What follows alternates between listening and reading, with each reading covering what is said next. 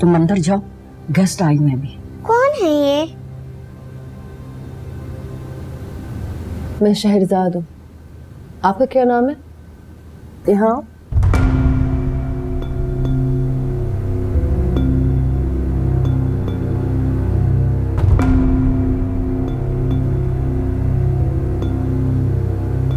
तुम निकलो इस घर से बाहर। तुम्हें लेकर निकलूंगी। बकवास ना करो, निकलो यहां से। क्यों अपनी माँ, बीवी और बेटी के सामने मुझसे पिटना चाहते हो? अब अगर ऊंची आवाज में बात की तो खुदा की कसम अव्वल खान तेरी जुबान जड़ से उखाड़ लेगा। डॉक्टर, तुम जरा अपनी जगह से हिल के तो दिखाओ। ये डंडा तुम्हारे सर में गोली की तरह न लगे ना तो मैं तुम्हें अपना बाप मान लूंगा। ये सब क्या हो रहा है आयशा? तुमने इन लोगों को घर में एंटर ही क्यों होने दिया? अगर आप कह दें कि शहरजाद ने मुझे जो कुछ भी बताया वो सब झूठ है तो मैं आपका यकीन कर लूंगी। मेरे लिए आपकी बात की अहमियत है, शहरजाद या किसी और औरत की नहीं। मुझे क्या मालूम इसने तुम्हें क्या कहा है? तुम अंदर आओ, मैं सब समझाता हूँ। चलो। नहीं, यही बात होगी ताकि जो झूठा है वो सबके सामने एक्सपोज हो। शहरजाद कह रही है आपने उसको असॉल्ट किया है आज से 13 साल पहले, फिर 4-5 दिन पहले भी। झूठ, सफेद झूठ।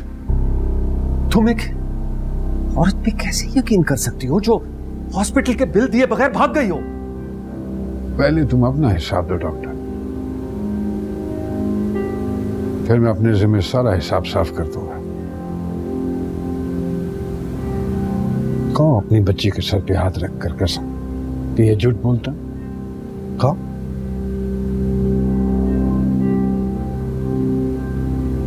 तुम भी यही चाहती हो? अपनी बेगुनाही साबित करने के लिए अगर तुम्हें मेरी जबान से ज्यादा कसम पे एतबार है तो ठीक है, मैं कसम खाकर कहता हूं कि। क्या कर रहे हो हैदर? तुम क्यों इस मासूम बच्ची के सर पर हाथ रख के झूठी कसम खा रहे हो?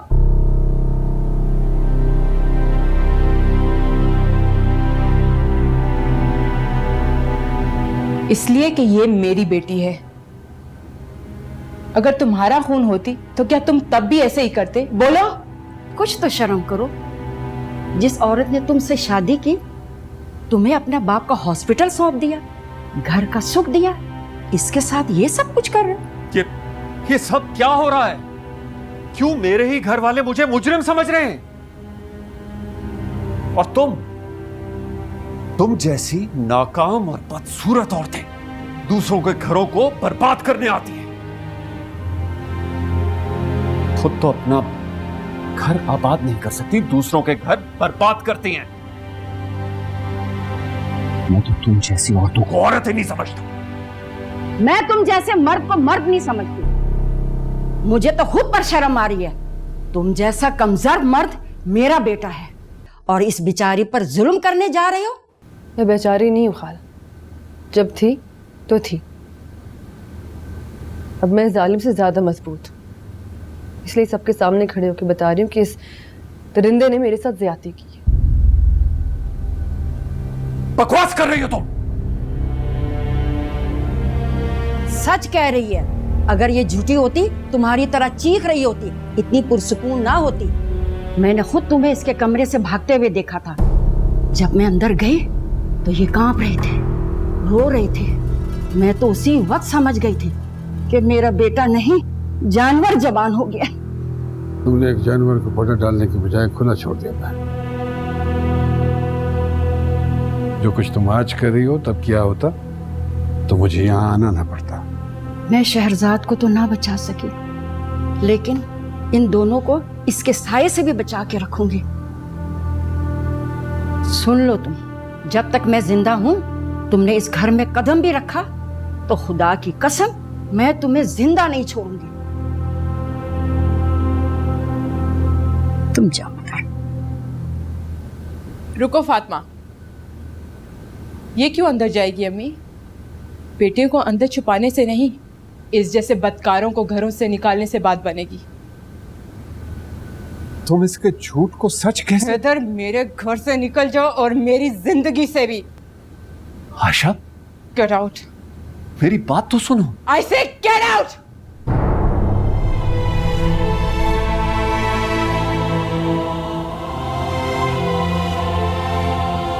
घर और गाड़ी की चाबी यहाँ टेबल पर रखो।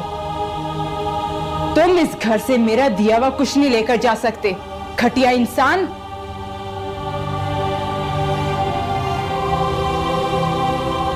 और जो तुम्हारे जिस्म पे ये कीमती सूट है ना, ये भी मेरा दिया हुआ है। ये भी उतार दूं?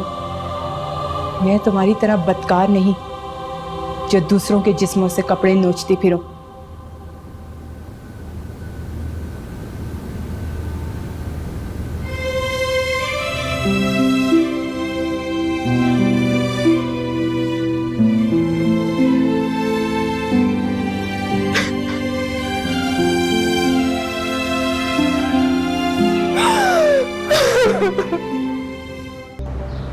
अव्वल खान मुझको गांव छोड़कर वापस आ जाएगा तुम्हारे पास। इसे रखो अपने पास जब तक हिलमन ठीक नहीं हो जाता। इसने कौन सा कोई किला फतह करना है जो तुमने इसको वापस भेज दिया?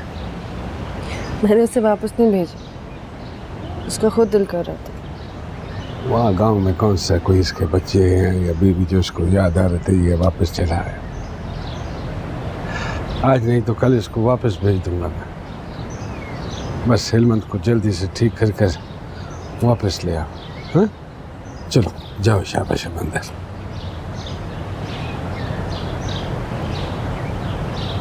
दादी,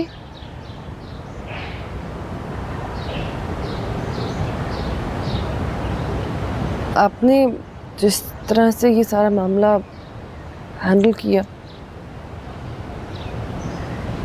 उसके लिए शुक्रिया।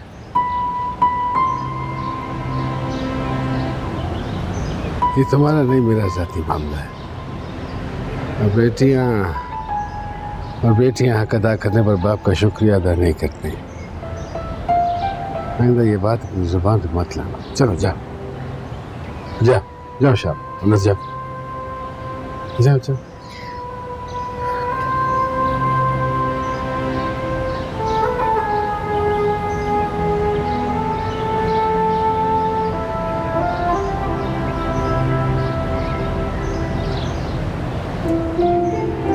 मार्था,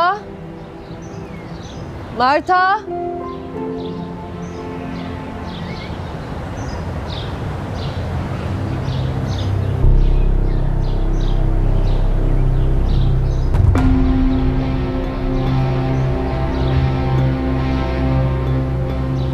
बादाम।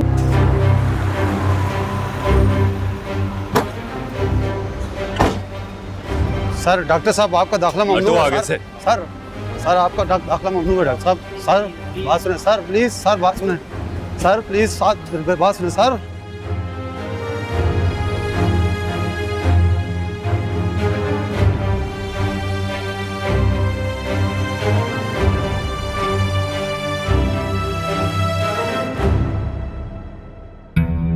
सिटी मेडिकल के तमाम डॉक्टर्स और स्टाफ को इतला दी जाती है कि डॉक्टर हैदर फरीद को आने और काम करने की इजाज़त नहीं है, क्योंकि वो एक ऐसा जिनसी दरिंदा है जिससे किसी भी औरत की इज्जत महफूज नहीं। अगर वो अस्पताल में नजर आए तो पुलिस या सिटी मेडिकल की डायरेक्टर आयशा करीम को इतला की जाए। इतला करने वाले को 10,000 नकद इनाम दिया जाएगा।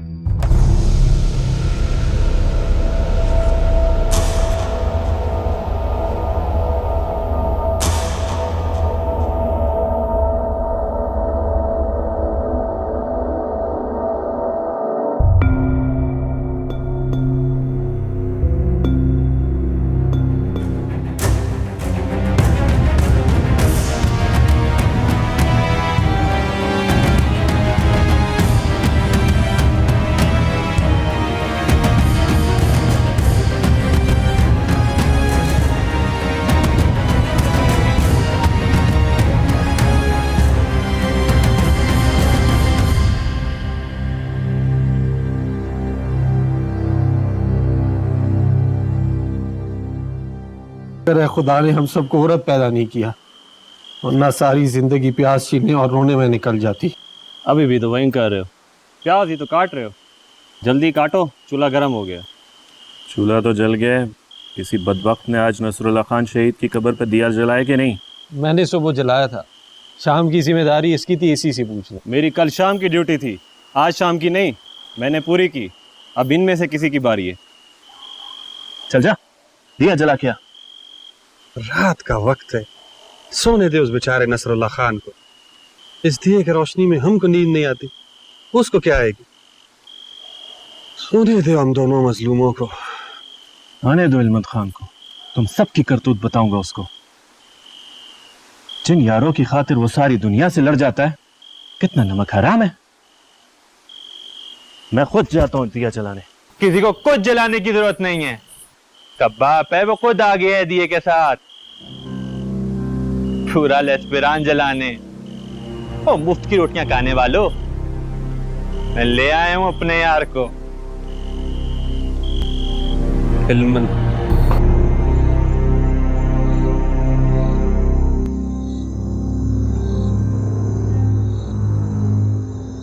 तेरा काम हो गया, तूने जला दिया और मैंने तुझे बुझा दिया। तेरा बस इतना ही काम था।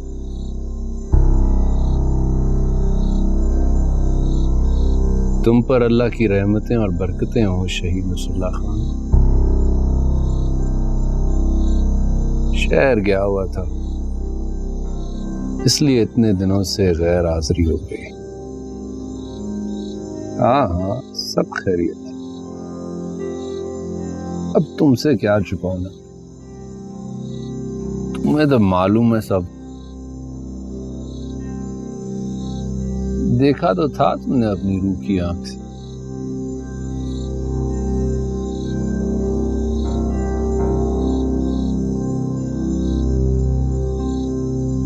तुम्हारे दुश्मन ने मुझे खत्म कराने की कोशिश की, लेकिन तुम्हारी दुआ से आज भी जिंदा हूं।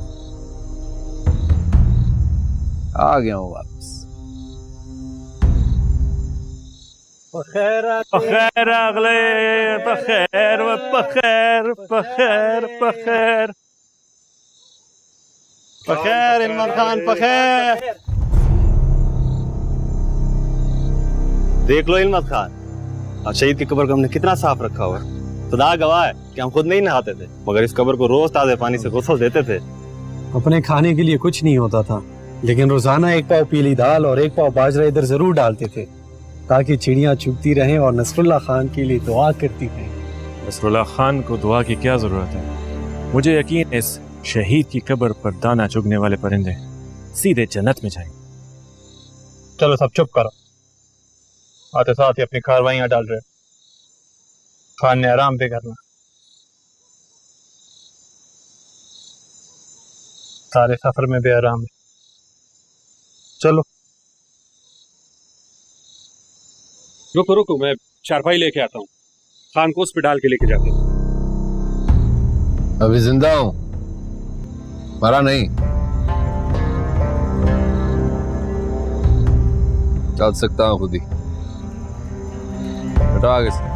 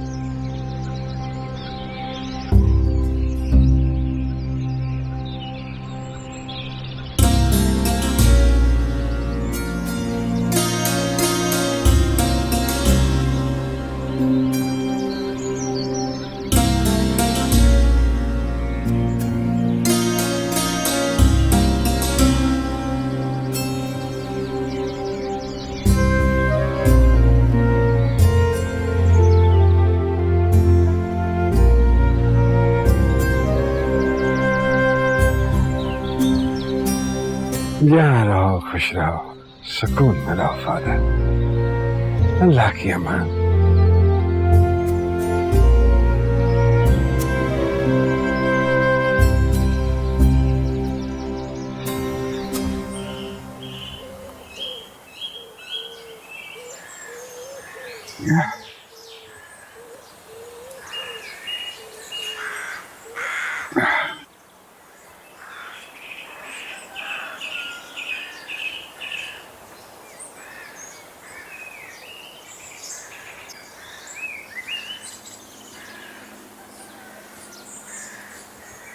तूने मर के भी पीछे नहीं छोड़ा। जा नसरुल्लाह, खुदा तुझे गारत करे।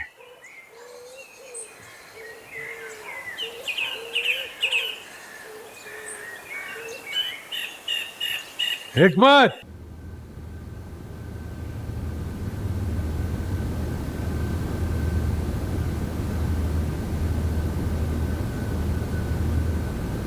हाँ जी, आज जल्दी उठ गए हो, कहाँ से आ रहे हो?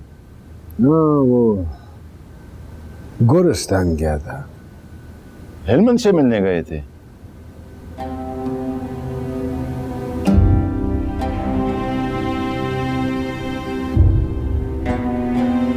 वो वापस आ गया है, हमारे आने से पहले पहुंच चुका था, मुझे पशम खान ने बताया।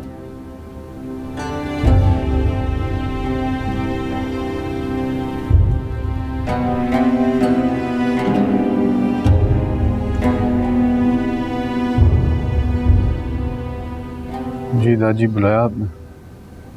सुना है तुमने माँ के सामने कुरान उठाया, क्यों?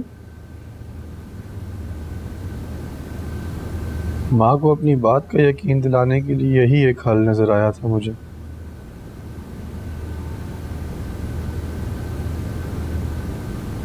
अगर किसी इंसान से गलती हो जाए और उसमें माफी मांगने की हिम्मत ना हो तो अपनी गलती पे डटे रहना गैरत का सबसे हल्का दर्जा होता है। कम से कम अगला ये तो कहे कि ये अपनी जिद पे अड़ा रहा इसलिए मारा गया।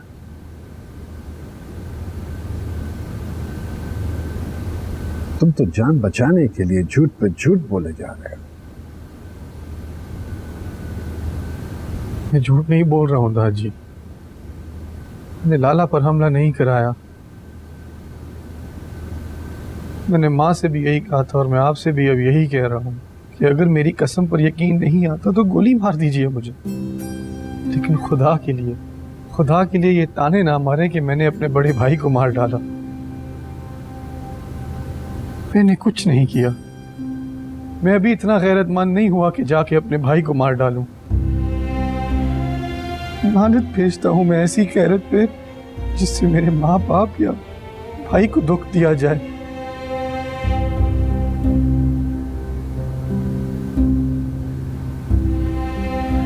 बैठो।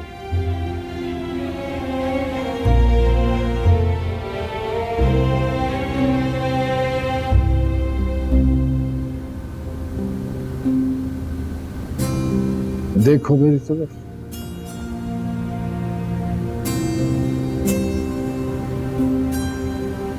मैंने आपके साथ बदतमीजी जरूर की थी, लेकिन खुदा की कसम मैंने लाला पर ना हमला किया और ना ही कराया है। जो आदमी आंख में आंख डालकर बात कर सकता है उसे किसी को अपनी बात पे यकीन दिलाने के लिए कुरान उठाने की जरूरत नहीं है। बस आइंदा एहतियात करना।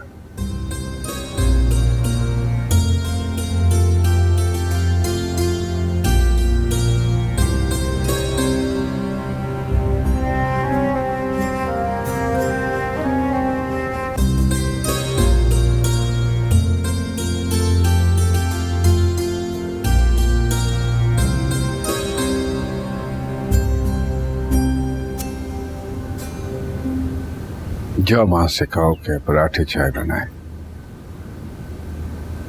सब साथ में नाश्ता करेंगे।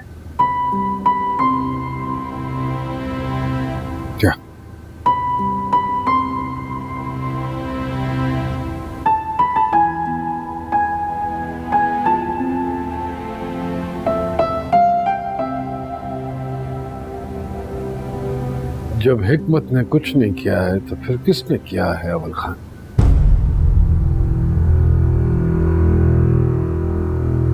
अरे तुम बेफिक्र हो जाओ, मैं पता लगा लूंगा। जल्दी करो, इससे पहले कि हिलमन ठीक हो जाए। पता करो जिसने ये सब कुछ गलत करने की कोशिश की है।